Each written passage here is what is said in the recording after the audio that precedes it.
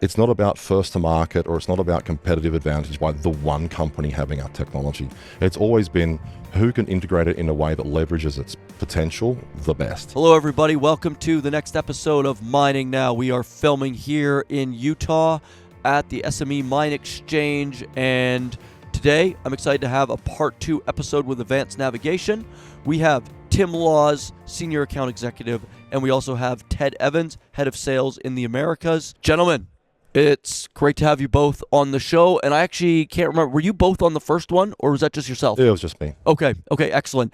Let's jump right into it. Maybe just a quick introduction, what your roles are with the company, and we'll dive right into these heavy-duty topics. Sounds great. Why don't I kick it off? Ted Evans, Head of Sales for the Americas and also for EMEA. I've been with the company for about 2.5 years, so relatively newcomer, but it's an exciting company with a lot of great new technology that we'll cover today. Fantastic. Yeah, Tim Laws. I've been with the company about 9 years now. I'm the Senior Account Executive for the APAC region. But my focus has very much been on mining recently and trying to just push new capabilities into that space. Excellent. And of course, people are going to be seeing like the products here. So we'll get into that in more detail. Just to get right into it. So the focus of the growth then in the Americas, what is that looking like? What is your strategy for that here? Yeah, so just to give you a little background around the company, so we specialize in inertial navigation technology. This is technology that we've deployed a lot in a defense realm. So obviously these are rigorous, tough environments. And what we found on the commercial side, mining has challenges that are similar to what people face in the defense world. Okay. Lack of GPS or GNSS. They need to navigate their difficult environments. And so we really figured out that this is a segment that is meaningful to us. Tim has validated this in the work he's done in Australia. Okay. And now we're effectively rolling it out in North America, or in the Americas, I should say. I was looking at your website too, and it looks like you've deployed what was the number? You've worked with thousands of companies, I think it looks like, and deployed many of these units. I don't want to give the wrong number, but your website has it's a big number. Yeah, you've really pushed into that sector. So defense, it started in defense, and then you saw that opportunity in mining. Although those sales cycles are very long as well, they kind of know what they want.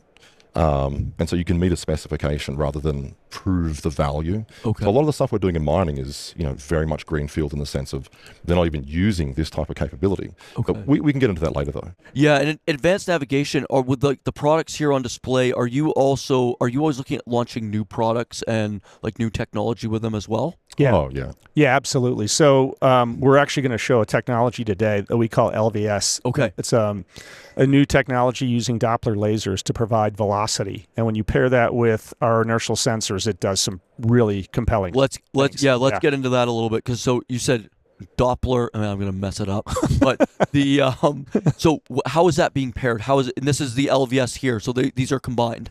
Yeah. So basically when you're doing any sort of dead reckoning or navigation using inertial sensors, one of the most critical pieces of the equation is velocity.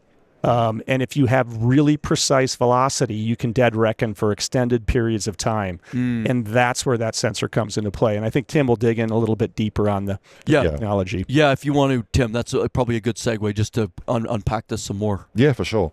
So an inertial navigation left to its own devices without a good reference, so GNSS being the best source of truth you can have, when you don't have that, it will just drift off. And the higher the quality of the system, the slower that drift will be. But eventually it's going to catch up and become an exponential drift. So that error What is that? When you're saying exponential drift, is this so you're losing where these... Yeah, accuracy. So, you might have a GNSS trace and within the global coordinate system, you might be within a meter all the time with GNSS. And as soon as that signal goes away, that probability or that uncertainty circle just grows slowly and slowly and slowly. And so your position may end up after many kilometers or many hours. You could be way off depending on the quality of the GNSS. And these are all going on like mining equipment in the mines, right? Yeah. Well, so interestingly enough, on the surface, yeah, there's a lot of this sort of stuff. In the underground space, that drift and overcoming that drift has been such a problem that they haven't adopted inertial navigation as much as they probably could have. And that's where the laser velocity system comes into its own. Okay. So to sort of unpack that a little bit, when you have an error growth that is exponential as a function of time, then just sitting still doing nothing, the error's growing because time is passing. Yeah. When you give the system a velocity source, that exponential error growth turns into a linear error growth, but instead of just growing all the time, it grows as a function of how far you travel. So if you stop, the error stops. But if you continue and you go quickly, the error is proportional to how far you've traveled. Okay. And the reason that works on surface vehicles, especially those that are on roads and things, is because traction is not a problem. So you can use wheel odometry, like wheel speed sensing, to give you that velocity. In the underground space, you're on dirt. The slip is, several percent all of the time because these are heavy machines operating on a loose surface. So by having a non-contact system like a laser velocity sensor, we overcome the inherent limitations of traditional odometry. But it goes beyond that. We're not just providing, one value, your forward speed. We're providing body velocities to the inertial navigation system. So it doesn't matter if you have side slip or anything like this, it's going to measure that. The analogy I like to give a lot of customers is when you pair one of our inertial navigation systems with LVS, that would be one of the only navigation systems that could handle a rally car, going over jumps, hacking it sideways. It doesn't matter that there's so much of a difference between the actual rotation and the ground speed, or whether you're pointing in the direction of travel or not. All that becomes irrelevant. This system's going to measure those velocities very accurately, and it'll navigate without GNSS even on that type of vehicle. And you said too, I think you mentioned it about like the complications like in the underground mining world. So are you seeing was this tested with customers then initially? And like, are you seeing some pretty good, are the clients, like say in like the Americas, like your region, are they liking what's coming back? Yeah. So, obviously anytime you develop a new technology, you test it in the lab, you do the best to simulate testing scenarios. We had a really interesting experience where we worked with BHP to go to Kallio, Finland. It's a test mine. Okay. It's one of the deepest mines in the world. It's 1.4 kilometers deep. And so we actually took our INS, we took our LVS, we installed it on a vehicle, basically initialized it above ground. And I should point out, Kallio is at almost 60 degrees north. 63. And this is important because our high-end fog INSs are so precise, they can actually measure Coriolis, or the spinning of the Earth. Oh, wow. And so that helps us get a good heading. Yeah. Obviously, it's easier to measure that at the equator than it is in the Arctic Circle. Yeah. So, we were already thinking, okay, we're really pushing this to the edge, doing this at that latitude. Anyway, what we did is we did multiple test runs with the unit. We drove from above ground to 1.4 kilometers below the Earth, and the results were spectacular. And so I think we'll provide you with a video. But what we had is a LiDAR point cloud of the entire mine. Okay. And if you look at it, it looks like a corkscrew going down to the bottom of the Earth. And we would have RTK GNSS available outside the mine, and then the second we drove into the mine, we had no GNSS whatsoever. So we're purely relying on the LVS and the INS at that point. Okay. And the cool thing is that literally the red dot, which was us, I was in the vehicle with an iPad. Oh, okay. I could see where we were in relation to that point cloud. It stayed right in the center of it, all the way to the bottom and all the way back out. Okay. And this is staggering because in most mines, underground mines are using fixed infrastructure to locate where things are. We did this all basically through dead reckoning using two pieces of technology. Yeah. Yeah, we had no prior knowledge of the mine. So the point cloud that Ted's talking about here, all that was happening was the live data was being output from our device into that. Amazing. Yeah. So, and to just add some numbers to what Ted was saying, at 63 degrees latitude, the north-seeking performance, which is what Ted's talking about that helps the system determine heading is 220% worse. Oh, wow. So directionality is already far worse than it would be at the equator. And when we went down, we did 2 sort of glory runs. We did about a dozen runs, and they were all ahead of the target accuracy that we wanted. Yeah. But the 2 that... No, you're not going to get 100%, but you just need to be in the realm. Yeah, well, exactly right. But some of the numbers blew us away. So one of those trips was down to the 400-meter level. That's a roughly 6-kilometer round trip. So from the portal back to exiting the portal. The error that we came out with was 550 millimeters.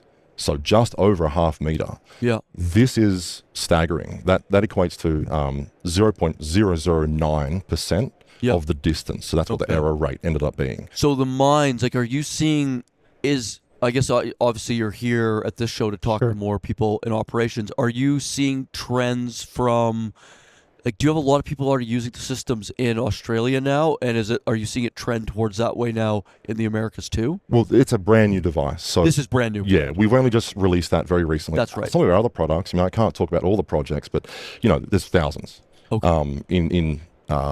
in use right now, and we're about to have a lot more. Yeah. We're mid-delivery on a pretty major project of some of our MEMS devices for surface use. The demand signal that we are getting from all of mining for this product, especially in the underground, is as strong, if not the strongest, that he's ever experienced. And I'm like, I was literally about to say the same thing. The consistency of the underground space saying, we need a good universal speed sensor. Like we are struggling to do this on continuous miners, on road headers, and a lot of the vehicles that are having to operate and do a lot of heavy work beyond the infrastructure in the development areas, especially. It's a big part of where we're going with this technology, and that demand signal has been and if you look at what's going on in underground mining, they're going deeper and deeper and further it's incredible crazy what we're chasing now. And so again, a lot of our inertial technology has been validated and tested in Australia. Again, we're new to opening up the Americas, but you look in Latin America, some of those mines have 4,000 kilometers of underground tunnels and stuff. It's significant. So, looking at new technologies to help in those situations is sort of critical, and that's kind of why we're so excited about launching some of these here in the Americas. And for the underground miners too, they would be able to set these up on all their fleets that are going in and out of those mines underground, and then they're not going to be, because I've back, like, I was doing a mine appraisal like a long time ago in Guanaceví, Mexico, and you're going like down and down and down. And there's just like, you see like equipment in random places. And that's what we were actually trying to do, is find this all, because you don't know where everything is set up. Because they didn't have that technology. Yeah, we hear that a lot, actually. Sometimes his favorite bits of equipment are these like sort of Johnny-on-the-spot type rigs that can just get in and just overcome some minor issue that the main development vehicle might have stuffed up or had to do some rework, and they'll park it up somewhere after they're done, and 2 shifts later they're like, So where is it again? They just don't know. They'll spend the first 3 hours looking for it. And with advanced navigation then too, when you've got all those assets and they're hooked up on, future with using this, will they then, is it like a cloud system that you're seeing everything on, like through advanced navigation as well? Or does that tie into what they're using? How does that setup work? Yeah, so it's not quite as simple as doing that, because what we're talking about here is not replacing infrastructure-based navigation technologies. That's not going anywhere. What we're talking about here is how do you go beyond that in the development areas where you need something to give that localization of those vehicles. And so it's more like providing a historical account. Maybe explain the development areas, because I think it's critical, because the face is always moving. It's a very dynamic environment. Yeah. So like, you will have a lot of fixed infrastructure and communications infrastructure, which is what it's all based upon. Because it's critical to have telecommunications to these machines in the high trafficked areas. But as soon as you're trying to develop, maybe it's a sub-level stoping or something, and you're developing a new sub-level, that infrastructure is going to stop at some point, and no one's waiting around to put the infrastructure into the development area before they get in there and start working. It's, no one's taken that time. That's time is money. So we hear that a lot, and absolutely, it's more than almost anything else. It's like time. Can we save time, cycle time efficiencies, all that sort of stuff? And so when these machines are then going into that development area, they don't have inherently good localization or any localization whatsoever. And so you you do a few things happen. You lose chain of custody of any other sort of data sources that you're collecting.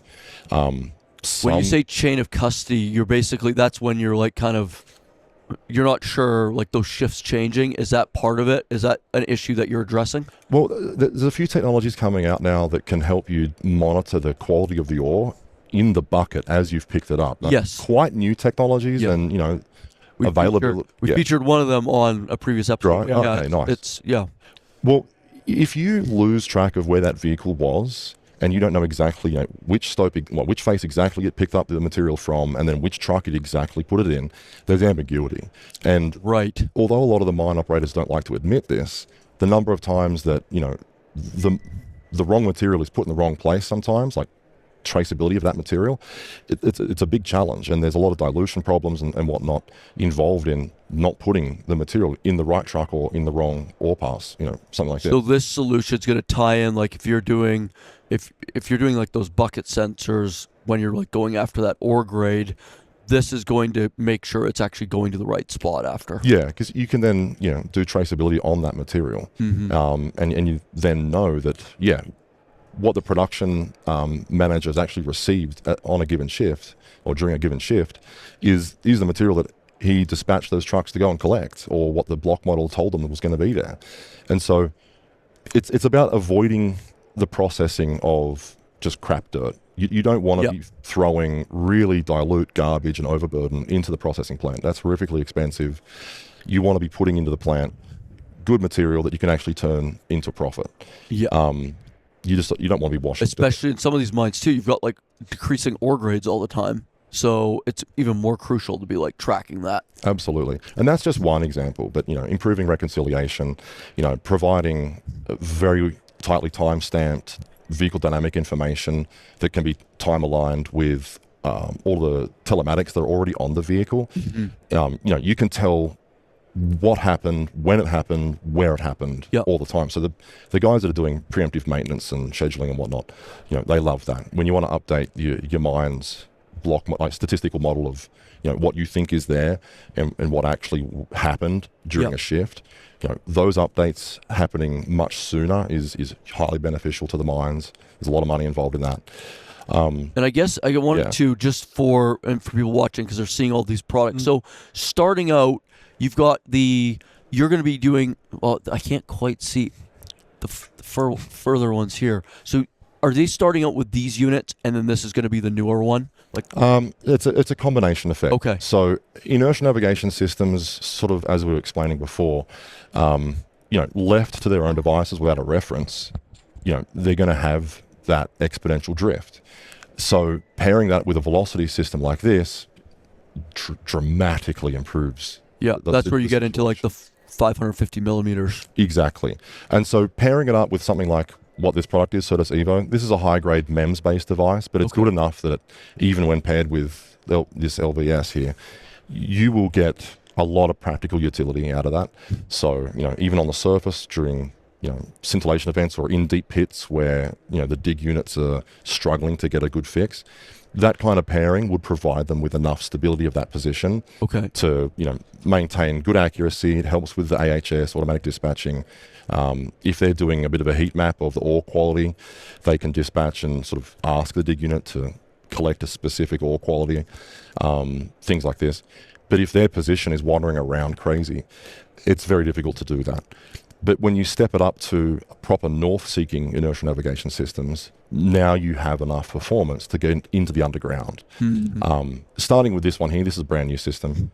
I don't want to turn this into a sales pitch, but that's a very compact fiber optic gyroscope-based solution. Oh, that's a gyroscope. Okay. Yeah. Okay. So everything we build is a triad of accelerometers and gyroscopes. With our MEMS devices, we have magnetometers in there as well. Ted, just going back, like what are you seeing like from feedback in the Americas? You're 2.5 years in. So what are they? Are people on certain parts, like certain companies, are they kind of clamoring to get these set up at their mines? Yeah, so a couple of different things. What we're seeing a lot especially for underground in the Americas, is because of the scale. There's a lot of training involved to just put somebody into a mine. People get lost. Imagine you're hauling concrete down to an area and you get lost and the concrete hardens in the vehicle. Yeah. That's a problem. This is where this sort of technology is interesting. But, we specialize in inertial navigation technology as well as obviously what we've just developed with LVS. And what's interesting is every time we have a conversation with either an equipment manufacturer or with a mine themselves, we're finding new potential applications for this technology. But I can tell you, because of NDAs, we can't say too much. But we're working and talking with a lot of equipment manufacturers right now where this technology can replace older technologies that they're actually looking at phasing out. Right. We recently just had a test, a pilot with a customer here in the U.S. where they were frankly quite amazed at the level of performance, even with small units. Okay. And it will replace other technologies. The small units, are those going on like the smaller vehicles then typically? Is that how it would work? It's a couple of things. So the smaller ones have less swap, right? Okay. So if it's something where power is something and size is important, then we can do that. But a lot of it is really based on performance. For certain types of performance, you're going to need a fog. Mm-hmm. If they don't need that level of performance, it's more cost effective to potentially go to a different MEMS unit. So it really sort of depends. I think the thing that's kind of neat about how we've done it is that we do MEMS and we do fogs, again, all the way up to a strategic grade fog. We use the same protocols, same interfaces. So it's nice when people are trying to integrate our technology, they literally can pick any unit that meets their performance spec, and they're not having to relearn how to do it because we've tried to keep everything consistent across the whole line. And you touched on, like, if you're running concrete down or cement, I think you said. Yeah. That's a big safety aspect that they're gaining with these systems too, then I would imagine. Knowing where assets are is always critical. Yeah. I mean, from a safety perspective, not getting lost. Yeah. Anytime you have a better sense of localization and where my assets are, it has benefits to Tim's point, all the way to ROI at the mine, all the way to safety functions. And you said about like that one mine, your 4,000 kilometers of tunneling underground, and for some context, that would be driving from New York to Los Angeles. Yeah. That is, or Sydney to Perth. Yeah. That is. Yeah, I mean, that just gives you a sense of a long way of scale. Yeah. Yeah, BHP's Olympic Dam mine, they're developing like 90 kilometers a year or something. It's really? Yeah, it's crazy.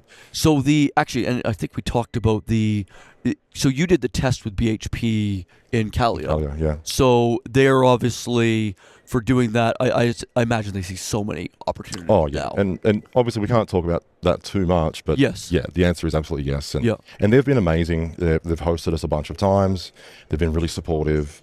And it's a real shift in attitude where, 10 years ago, the mine would kind of see an idea and then just tell the OEMs to go and do it, and the OEMs would sort of take their time in doing it and whatnot. But a lot of the mines, big tier one players are starting to take it upon themselves to look at partnerships with companies such as us to develop a technology hand in hand, or at least support you in your efforts and provide that assistance with defining the value addition in a more specific way for a given type of mining technique or whatever. And that's been a real shift in the last 5 years especially. So, and we really appreciate that because, we're not miners ourselves. So as much as I've been underground a bunch of times, there's a huge difference between being there day to day and seeing how it really works. And so having, such a big mining organization like BHP come along and just share that information with us to help us identify the challenge space and then help them provide solutions. Yeah, the thing that's been neat about that relationship is that they're really investing in trying to expose new technologies. And so this cohort that we were a part of, they let us test our technology. And then what came out of it is that they had some others in there that said, hey, they've got some capabilities that are different, but very symbiotic with what you're doing. You really should be communicating and working together. And so they've helped make those relationships. So it's been really good in that regard. Yeah. And they see this as a stepping stone to, going towards proper autonomy. Don't get me wrong, autonomy is happening underground. It is. But typically in a very exclusive area. They have like almost like test areas that they're limited limited size that they can do it in. And that's a bit of a problem, because as we sort of go deeper and we need to just expand and increase the rate of production of critical minerals and things like this, we need to be moving towards that hybrid mining environment where you have both humans as well, or manned and unmanned, operating in the same locations. And there's a lot of challenges to that, but we think we can at least help with one of them. Communication's another one. Even just the decision making, itself is difficult in that space. Like, what do you do in certain situations? We can't solve everything, but we can help provide that localization that a lot of these other systems depend upon. And I guess now with the LVS, you basically could go back and talk to everybody that's got these installs, telling them like what's next. Oh, I would absolutely. imagine. Yeah, and that's been a really positive thing for us, that we can come in and they tell us, well, the challenge is when we go and do X, Y, and Z, and we say, oh, well, it happens that we can do a product. We've got a product that also does X, Y, and Z, right? And provides the level of unambiguous positioning for certain environments and over certain distances that is pretty unheard of. So the result we were talking about before in the Calio, that's absurd. Like, that is quite literally an absurd result that I don't think anybody's seen before. And does that come, like, obviously, like the defense sector, they usually have the best of the best. Oh yeah. So is that directly correlated because what you've done with them? Yeah, I mean that's I think a key thing is that if you think about those environments, I mean your products have to they have to be tough. They need to stand up to it. They need to deliver what the specs say they're going to deliver. Because people's lives are at risk, and so we've tested a lot of this technology in those environments. Again, can't speak too closely to it, but we know what conflicts are going on in the world. And our technology is there. And so that's when we started looking at the complexity and the difficulty of localization and mining. There's a lot of similarities. I guess you would see too, like, I don't even know, like some of these mines, they would have like hundreds, thousands maybe of like pieces of equipment that are being used in these mines still. Does it get that high for someone? I don't actually know that part of it, but you probably have experience. It can, yeah. I mean, a pretty big mine might have a fleet of, say trucks and boggers of maybe 50 or something like this, right? 20 of one, 20 of the other. That's a pretty big mine. Light vehicles and other ancillary vehicles would dominate the actual quantity, but you're still talking of hundreds of vehicles. I would imagine they're using these, or like it's a very good system if they're using these on that ancillary vehicles as well. Yeah, exactly. And one of the things that's obviously going to come up in this space is, how do we ensure this is a cost-effective solution that's providing an ROI over a short period of time, so that it enables them to spend enough cash to put equipment on, or our equipment on the light vehicles.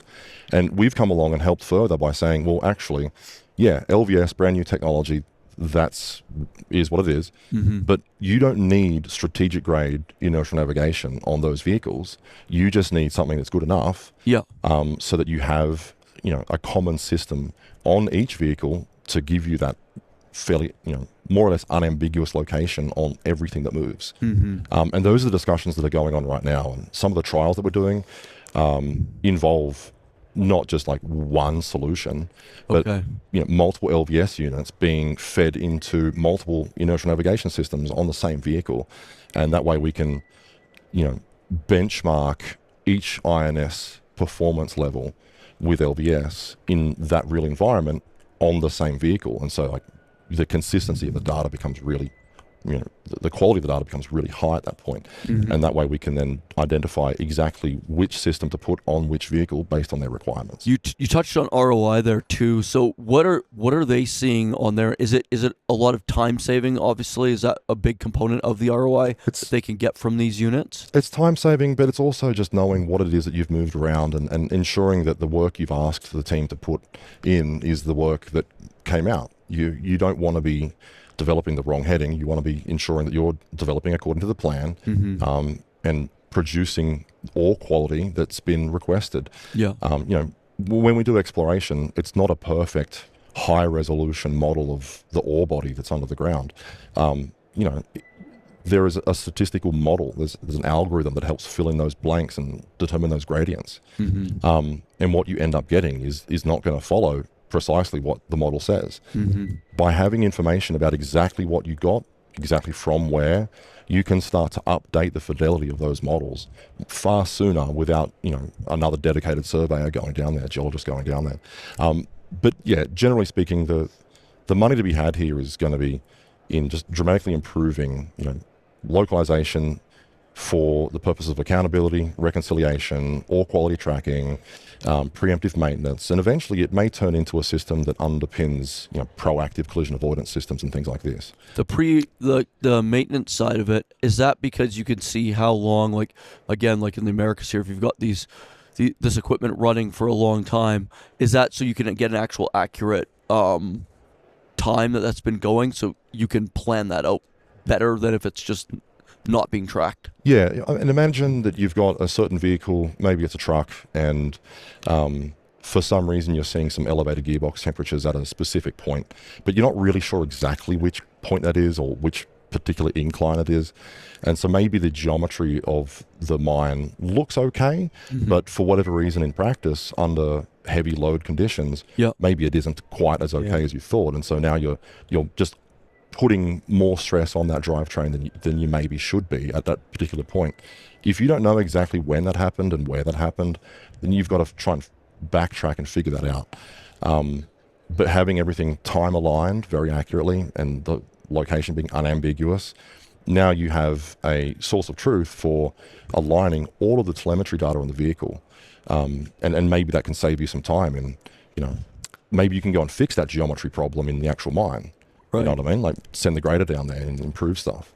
So there's a number of different areas to and there's a safety component to it as well, right? We talked about ROI, but for example, these fog units, when you're trying to get a drill rig aligned properly underground with no GPS, you need to have surveyors down there, and typically they're right near the face. So if you can do this with a piece of equipment, and not have to have a team of surveyors there for longer durations, there's an ROI piece to it, but there's also a demonstrable safety aspect to it as well. Yeah, you would think with not having to send as many people like deep into the underground, that's going to be a bit. The mines are probably looking for that a lot in the safety. That's the goal. That's the end game. Eventually, they want to do what's called zero insertion mining. We're quite a way away from that. It's alarmingly difficult to automate things truly, where you can literally set and forget. Like that's not happening right now. But we'd like to do that, and it's going to be necessary because some of the next largest deposits of things like copper, for instance, I think we can all agree copper's pretty important. Well, they're quite deep. Some of them are deep enough that it's going to be extremely difficult to get people down there because of temperatures, and just the environment is pretty hostile to people being there. When does the temperature really when you're going deep into a mine, when does the temperature start becoming an issue? I forget that, because I know it gets cold and then it gets into that like serious heat, right? It gets really hot, and people are not going to stick around in 80 degrees Celsius for very long. No, that's not going to happen. No. Can you translate that for those of us that don't understand Celsius? No, I can't. Sorry. I'm guessing about 150. Real units, mate, sorry.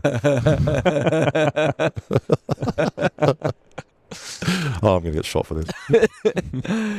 So I guess, that's a big thing. And do those conversations happen a lot with, like, when you're dealing with these types of products with the miners? Like, is that sort of the end game always that they're pushing to figure out, like the big players like BHP? Are they trying to just keep moving towards where there is no insertion into the mine? Yeah.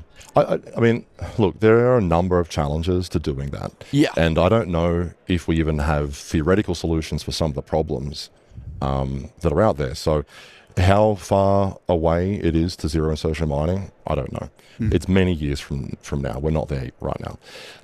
But will we get there eventually? Yeah, I think we will.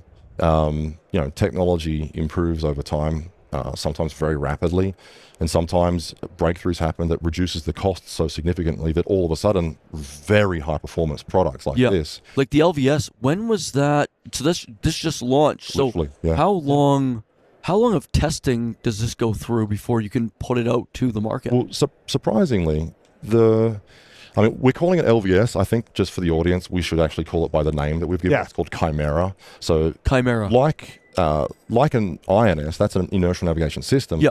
But that acronym's very well known throughout all the industries and such. That's what LVS is kind of going to be. Like LVS is just the acronym to tell you what the thing is. Chimera is the name, whereas Boreas is the name of our file. And Chimera it'll come with different heads and stuff. Yeah, well, in different inertial navigation systems, depending on the performance that you're looking for. And obviously, like for the audience, we'll have links to all this for the website as well. We'll have the videos just so they can see that. It's always nice to add in like that video component of it. So it's helpful. Sorry, repeat your question again for me. Chimera? Chimera, yeah. Chimera, with the Chimera product, was that the development process. Was that development process like extensive? Yeah. So it's interesting that as a product, we have data going back 2.5 years now showing the same level of performance that we have. Well, not quite, but very close to the level of performance that we're achieving today. As a technology, we had very clever people that we brought on for this. It has worked more or less since its inception, because the product, the physics behind it is quite well known. Yeah. And as a philosophy, providing very high quality velocity into an INS, we know that works. The very big challenge for Chimera has always been, how do we productize this? How do we make this efficiently scalable? How do we make it strong? For example, the actual sensor head here, it's non-powered. It's connected via fiber, and that's allowed us to turn this into an IP69K rated system. And we've done that because we expect the miners to give it a pressure wash during their normal washdown procedures and things like that. Yeah. We've built it tough enough for that. But because it's also non-powered, we're only 1 or 2 steps away from once the requirement is there, getting this certified to be intrinsically safe. And that's going to be huge in coal mining, for instance, where let's be real here. Sometimes technology development for the coal industry is pretty slow in comparison to hard rock. So we're keeping that in mind. But yeah, as a technology, the development was more about bringing costs down, making it tough as anything, and making it a scalable and producible solution. It's never been about how good it is. That has been known for a long time. Okay. And then again, on your side, now it's like about getting this out to all the people across the Americas for your region, and then leveraging. Yeah, and one of the key things is, we do a lot of, we pilot these systems. Yeah. We want to get on different systems. We want to understand the performance. We want systems that move at different speeds, systems that have different vibration profiles to really validate it. So again, we've done a ton of testing, as Tim said, on Chimera and packaging and putting it together. The applications where it's applicable and the nuance of that's kind of what we're focusing on now, both in actually globally. But because you basically want this to, again, be usable in extreme environments, which mining is basically all extreme, pretty much, for the most part. Yeah, exactly. That toughness is really critical, and it's not easy to do. They put it through hell down there. These machines are going through tunnels that are barely big enough for the machine to get through. Big rocks drop down all the time, although that's quite dangerous. That's why they put meshing and concrete and roof bolts and stuff. But it still happens, and anything on those machines needs to be able to take that. If it doesn't, well, that's an expensive day for a lot of pieces of equipment. So building it to withstand those sorts of punishing situations is really critical for these guys. They don't want to even give you a chance if they don't believe you've designed a system for their environment. Yeah, and I think that's probably a good place to wrap up for this episode. But is there anything for both of you that maybe we haven't touched on that you've thought of that would be good for the audience to know in conclusion? I mean, this has been pretty thorough, so I think we've covered a lot of it. We want to cover. So I think we did. I think, again, we're always looking for partners to work with to validate our technology, different minds, different minds, different applications, etc. I would sort of finish on this is that we're a very open organization. We try and work with anybody to provide a solution that's going to bring them value. And how we've found this historically is that it's not about first to market, or it's not about competitive advantage by the one company having our technology. It's always been who can integrate it in a way that leverages its potential the best. And that's what we're trying to do in mining. So, even if all of the OEMs end up buying some of our equipment, the competitive advantage that one gets might be different to the one that another one gets, even though it's the same equipment. Right. They can all use it slightly differently to optimize for their explicit problem space. And that's what we've tried to do really, really well, is work with them to optimize how they install the product, how they are using the data, provide them with ideas for integrating it deeper into their data systems and what have you. So that's definitely one thing that we do a pretty good job of. Yeah. You reckon, Ted? Spot on. Yeah. Excellent. Well, everybody, thank you for watching. Well, first, actually, thank you both for Thanks the for your time. comprehensive information. It's going to be very valuable as people do that research, and especially like as the mines go deeper, it's very relevant for a long time coming. Yeah. Thank you, everybody, for watching this episode of Mining Now. Again, filmed at Minexchange. So great to have advanced navigation on this part 2, and we will see you next time on the next episode.